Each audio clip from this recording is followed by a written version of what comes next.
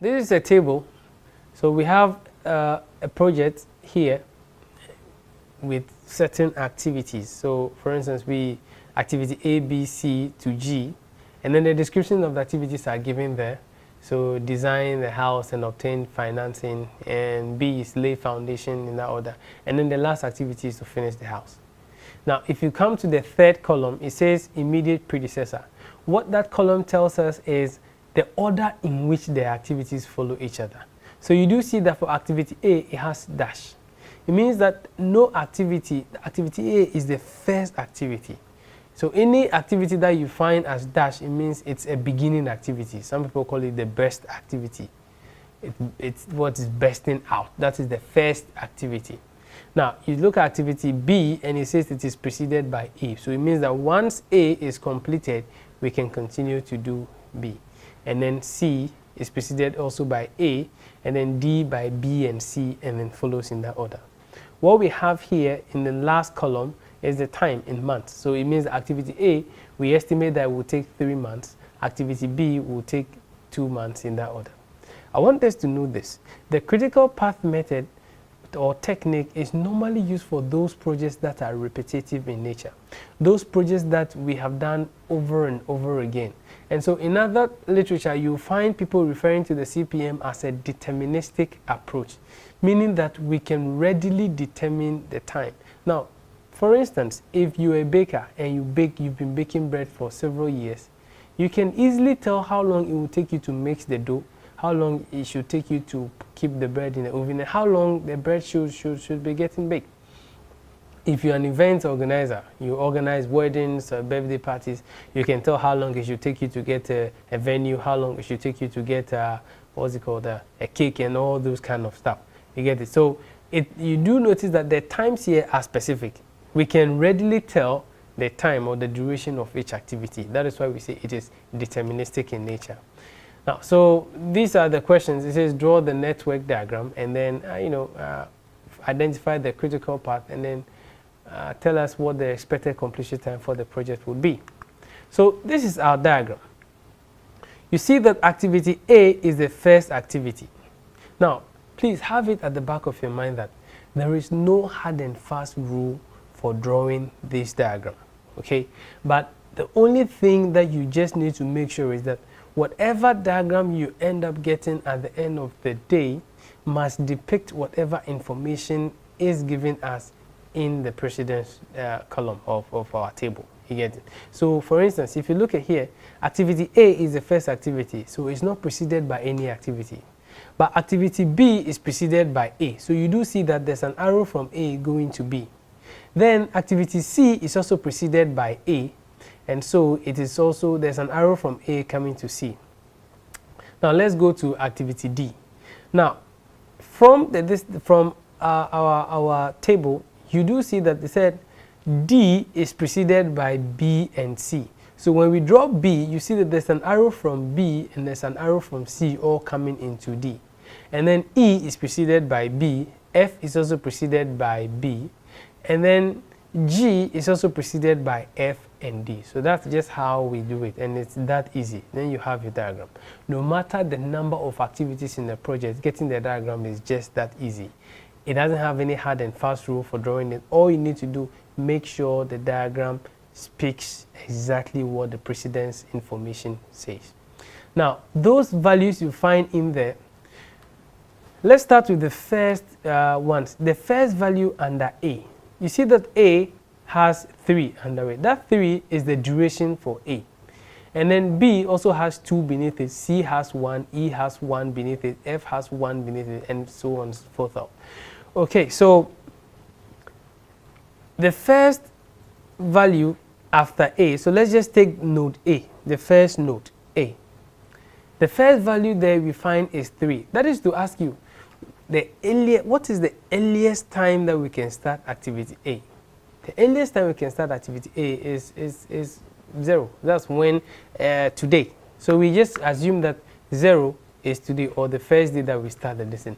And so the 3 on the top is the earliest finish time. The earliest finish time for activity A. So when do you think we can finish activity A? So you see, if we are starting at period 0, how long would it take us? It says that A has a duration of 3, and so it will take us 3 days, or 3 months to finish, and so the earliest finish time for A is 3. If you go to B, B is preceded by A, and so the earliest time we can start activity B is when activity A has completed. And so you do see that for activity B, the earliest time to start activity B is 3, which means that after the 3rd day, we can start activity B. And so if activity B takes two months to complete, then we can complete activity B in 5 months. Then activity C also requires only 1 month. But activity C must be started after activity A is completed. So we can again also start activity C after 3 months and finish in the 4th month. Now let's look at the interesting one, activity D. Now activity D can only start after activities B and C have been completed. Now it takes 5 months to complete activity B, and it takes 4 months to complete activity C. So when do you think is the earliest time we can start activity D? Now normally when you're doing the forward pass and you have 2 or more arrows coming into one, or 2 or more activities coming into one, when you are doing the forward pass, pick the activity that has the highest earliest finish time. Okay, so in this case, activity C will be finished in 4 months, activity B will be finished in 5 months. So we will pick B. The idea here is that, you see, if D must be started after B and C are completed, then we cannot pick the least. Otherwise, if we pick 4, it means we are saying that we can start activity D after 4 months, whereas activity B wouldn't have been completed by then. Think about it. Let's say we have a birthday party and we need to cut the cake after the guests are seated, and then after we've also introduced the birthday person. Now, if you introduce, it will take us 2 minutes to introduce the birthday person, and it will take 10 minutes for the guests to get seated. The only time we can cut our birthday cake would be after 10 minutes, after everyone is seated. By 10 minutes, we are sure that everyone would have been seated, and they would have also introduced the birthday person. Then we can cut the cake. But if you do it in 2 minutes, you do see that we would have successfully introduced the birthday person, but guests will still be finding their way around, and then we'll start cutting the cake. That would be a very disorganized party. You wouldn't want that. Okay, so we continue this. So think about it like, say, all we just do is just keep passing the values. You see the top, the values at the top, you toss it to the next guy, add this duration to it, and then it gives you the earliest finish time, and you keep going. So what we are doing is what we call the forward pass. And coming back, it is just the reverse. Whatever you do going forward, do the opposite coming back. When we were going forward, or in doing the forward pass, we added the earliest finish times. When we had 2 or more activities coming into one, we picked the activity with the higher earliest finish time. Now, if you're doing the backward pass, what we do is we subtract. So you pass the value at the bottom. You pick that value, you subtract whatever is the duration, and then you pass what is left back in that order. Now, for instance, if we continue in that order, our project in total will take 9 months. So the 2 values at the top, above in the cell, you see the cell has been, the node has been divided into some bottom and top kind of relationship. And so, see, you find 8 and 9 at the top. The 9 at the top is the project duration. That is the longest time it will take the project. And so that is the same time that the same time we can refer to as the latest. Those beneath we'll call the latest finish times, and then the latest start times. So all we are just going to do is to pass the latest start times minus the duration from each activity. So we just do the same thing backward until we come back to our the first activity, which is A. And so let's start.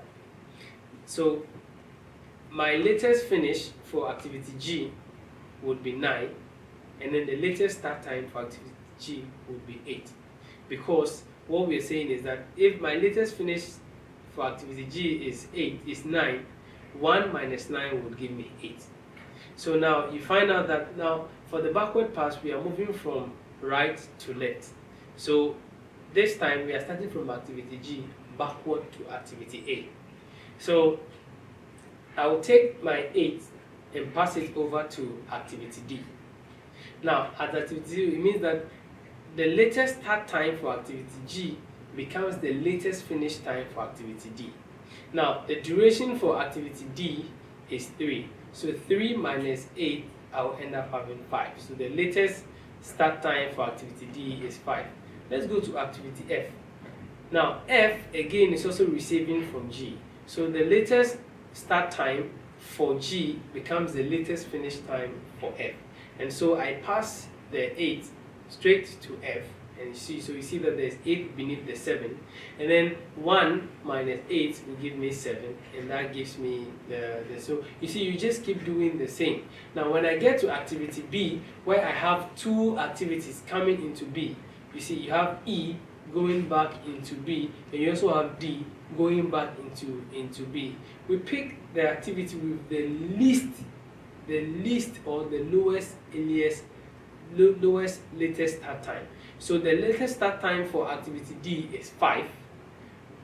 Okay, and then the latest start time for activity E is 6, which is the 6 beneath the 5. So between 6 and 5, we'll pick the least. Now the idea here is you're looking at the latest start time. So consider it in the form of delays. So normally I give my students this crude example. If you were to wait for 2 people to have a meeting with them, one says I'll be 6 minutes late, and the other says I'll be 5 minutes late. Who would you prefer to have the meeting with? I'm sure no one really loves to wait so much. So you prefer to pick the guy with the fit. So we want the latest or the smallest possible delay. So we pick the one with the least. So that's why the concept of when you're going back, you pick the latest start time. So we do the same, and then so you just take that 5 minus the duration, which is 2, it gives you 3. So again, you also know that activity A has 2 activities coming in. One has the latest start time of 3. C has the latest start time of 4. We pick the least, which is 3. So 3 minus 3 is 0.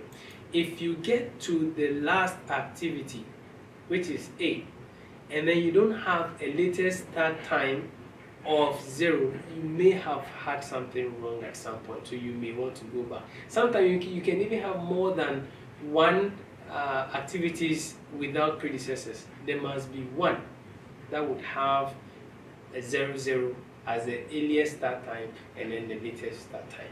Okay, so having done your forward pass and then the backward pass, the next thing we want to do is to find the floats. So what we have, see, there are some values: S equals 0 under A, S equals 0 under B, S equals 1, in that order. Those values are what we call the slacks. So what we do is, to find the slack, it is just your latest finish time minus your earliest finish time, or your latest start time minus the earliest start time. So all we just did is just as that simple. Take the values, so we can divide this table again to one part to the right, one part to the left. Any of them will give you the same values. No, take activity A. You can do 3 minus 3, that will give you 0, or you can do 0 minus 0, that will also give you 0. You can do, if you come to B, you do 5 minus 5, that will give you 0. You can do 3 minus 3, that will also give you 0. So either pair will give you the same value for the slack.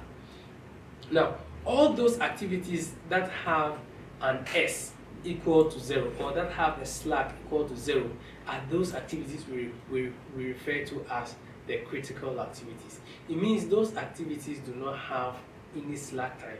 I told you earlier that slack times are like surplus times.